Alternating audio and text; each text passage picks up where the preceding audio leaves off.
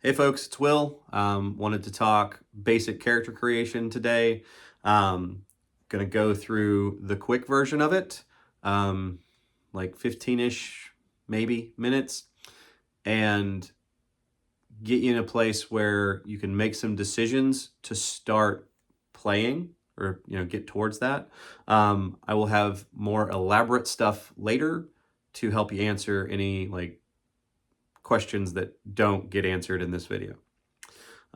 So to start, make sure you read the local content, you read the world content about what Dystopia Rising is like. Alternatively, you can join us on our Discord, or you can, go to the variety of places in the world where people talk about Dystopia Rising live. There have been previous versions of the rules. There have been previous, versions of the settings. Our current stuff, talk to us. We love talking about this stuff. It's a thing we enjoy. So what's also important as you're looking towards character creation is trying to figure out what kind of experience you want, what kind of play style you want to engage in. So if you're someone that definitely enjoys the boffer combat stuff, then building towards that. If you're someone that enjoys like the support style role play, combat medic, that kind of things, plenty of stuff for that. We've got like research options and like social navigation options, or if you just want to like do econ and make money, like there's so many things, pretend money. There's so many things that you can do with your character build, and that so many things can sometimes be intimidating, but we got you. We'll help you work on that. Ultimately, really, the thing you need to have a character in Dystopia Rising is a strain that you've chosen and a name, which it can be a nickname. It doesn't have to be a real name. Whatever, like you got options. And then once you have that, like that's really all you absolutely need to start play. Every starting character gets 50 starting creation points to build their character out. Now, you can spend that before you enter play, or you can wait until play is going to kind of see how the skills work with the other people that are using them. Like we've got a wide variety of experience levels at our game. New people, people that have been playing for a while, people have been, have played for a while, but not under this new rule set. So lots of opportunities to figure out how stuff works and figure out what's fun for you. So there's also post-zombie apocalypse faiths in game. And you get to decide if you want to pursue one of those or even start as a member of one of those, or just not worry about that. That's totally an option. So for quick reference, a lineage is a group of individuals that is subdivided into strains. And each lineage has a specific lineage advantage. And all three of those strains that are within that lineage have that lineage advantage. Now, within a lineage, you have 3 different strains. You can pick which strain you want to play. You need to pick which strain you're going to play. Strain is your creature type. Each strain comes with a specific strain advantage. And you got some options there. We can go over more of that later in a different video. Basically, there's a lot of stuff that's going to be covered later in different videos. The goal of this is to kind of let you dive into this stuff. Body is how much damage you can take. So for example, getting swung at by your average melee weapon hurts less than being shot. And different people, unless you're a Zed. There's stuff you'll learn about that later. But so with that, body's how many hits you can take. Mind fuels your development skills.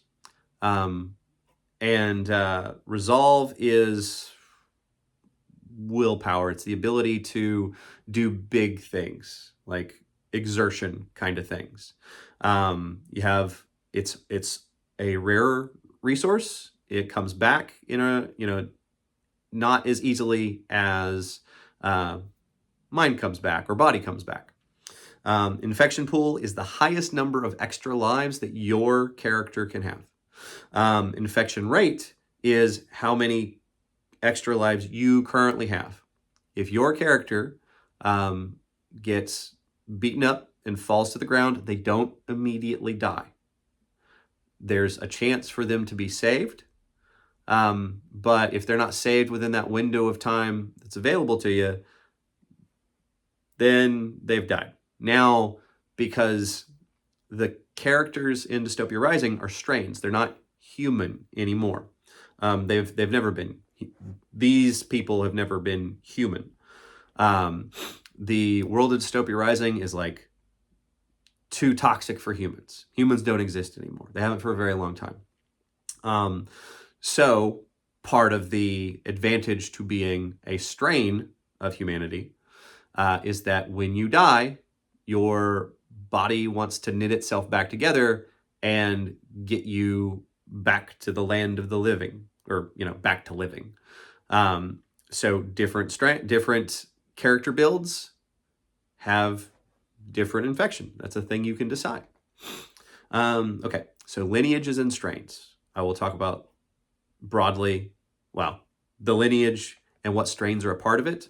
The devoted include the Ascensorites, Red Star, and Unborn. The Elitariate include the Digitarians, Purebloods, and Celestros. The evolved include the Irons, Reclaimers, and Unstable. The Gorgers include the Full Dead, Sempermorts, and Lascarians, or Lasarians, depending on what part of the country you're in. Landsmen include the Americans, Natural Ones, and Quiet Folks. Mutants include Retrogrades, Remnants, and Tainted. Nomads include Diesel Jocks, Rovers, and Saltwise. Townies include Baywalkers, Yorkers, and Vegasians. Really, there's a bunch of different roleplay options within the different strains, within the different lineages. You might go after it because of the lore. You might go after it because of the costuming. Each strain has its own specific call out costuming that helps you recognize a strain from across a field, right? Based on how they're dressed. And that might be somebody who's covering all of their skin because they're a Lascarian and they don't want, to be obliterated by the sun, or maybe they have fangs and you're like, oh, okay, I got you. Some of them are physical characteristics. Some of them are behaviors that are kind of related to reinforcing how their brains work as these particular strains. So faiths, again, you don't have to have a faith. These are options for expanding and enhancing roleplay. And you decide how you approach that. So briefly, the Church of Darwin is the religion of evolution and radiation. The Cult of Fallow Hopes is a religion of order and conflict, and often woodland camo. The Final Knights are a religion of the ego and self, and it's where you find the nihilists. Light of Hedon is a religion of experience in the moment. The Nuclear Family is a religion of unity and family. The Telling Visionaries is a religion of pre-fall messages and knowledge. As you can tell by the name, they have a thing for TV shows and IP. We're kind of particular about how that works because no one in the zombie post-apocalypse has a great understanding of how that even worked. Like if you ever ask like a relative that doesn't really watch a show or hasn't seen that movie, but they give you kind of a not quite there explanation of it, that's a good way of starting with the understanding of what the telling visionaries might know about a particular, bit of IP. Um, it's great to be like we can have whatever information we want, right? Like if you want to know who did the set design on the Mandalorian, you can look that up. If you want to know who did the costumes, but that stuff is lost to time. We don't have the internet, and a lot of the stuff that might have been easily accessible is just gone. So we've got rumors, we got oral histories, we got relics, which are rare, and it's kind of fun to be inaccurate about things from the past that are kind of trivial. So the Sainthood of Ashes are the religion of the selfless greater good. If you find people that are just trying to like be helpful, be nice, be kind, these are the people that kind of give and give and give. The tribes of the seasons. That is the religion of nature and the natural order. Kings and Queens Court is the religion of inspiration and dedication. They've also got a big thing for music. Also, like I said, faithless is fine. You can either do that because you're not interested in that kind of role play, or because you want to figure out what group you want to attach yourself. Because having a faith has cool mechanical advantages. It's something that allows you to use cool superpowers on your group that also is of the same faith. So if you want to wait and figure out who has that faith in game and then maybe join up, or if you're coming in with a group and you want to have all the same faith so you can share that mechanical advantage, looking under the aberrant skills like for the faith stuff might be a good call for y'all. So continuing, what story do you want? What story do you want to live in Dystopia Rising live? That can start with figuring out what kind of place you were born. And so with that, right, it's important to have a place that your character is from with their history that your local game has story access to. So for Dystopia Rising Oklahoma, we have access to Tulsa County. So anything within there, as long as it's post-zombie apocalypse and it's within that, which that territory has a lot of history to it, and there's a lot of stuff going on. There is way more going on than what is going on at our game site. It is a small part of a larger story. It's a very important part, but you can be like, look at this area of Tulsa anyways. Like there's large tracts of wilderness, and then there's huge cities, and there's little towns, and a bunch of stuff in between. There's industry, there's casinos, there's all sorts of stuff. Taking that as an inspiration for what may be the life of your character, help you get started.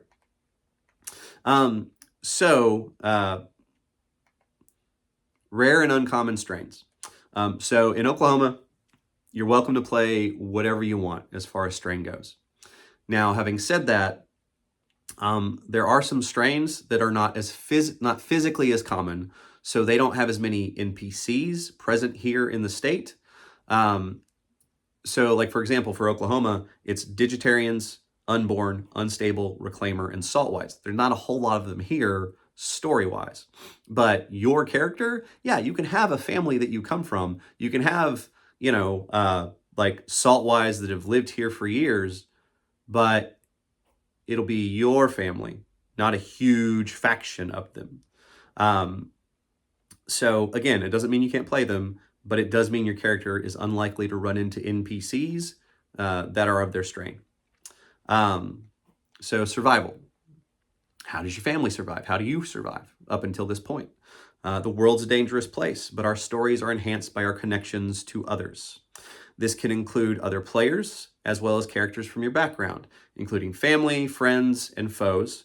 Uh, Including those in your background is a great way to expand your personal story and can become a larger part of the Dystopia Rising narrative. Ask some of the folks that have written background stuff and let them tell you the stories about how, their tribe showed back up, or their dad showed up, or this person that they'd screwed over, they got a chance to, well, there's a lot of stories. I'll let you explore them and ask people about them.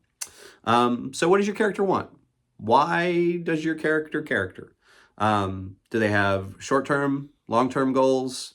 Why do they want to be in town? Like, this is a place of opportunity, but there can be other things that bring you here. Static versus dynamic characters. Most protagonist characters, meaning the main character of a story, undergo development as they progress through the story. This means more than simply getting stronger. What ways can your character develop as they move through their play experience? What things about them do you want to develop in different directions? Now, sometimes we know this. Sometimes we figure it out as we move through play. Yeah, my allergies are kind of kicking my butt, so apologies. Flaws. What are your flaws? Allergies don't count. I mean, actually, if you want, you can include those as a role play thing. But more, I mean, like, maybe you're bad at taking help, or you try to handle everything yourself. I think those are both the same thing. Or you make assumptions. Maybe you get upset easy. Maybe you don't like conflict. Stuff that would be fun to pretend to have as a problem. And like having flaws that are like pretend that you can like explore and are not things that you actually have to worry about is great. No one's perfect. Create some flaws and let your character be a bit more dynamic. Having said all of this, right? For you, allowing yourself to kind of explore this, think about characters, but ultimately you need your name and you need your strain. That's it. Now, learning strain means you can develop your costume in that direction. Also,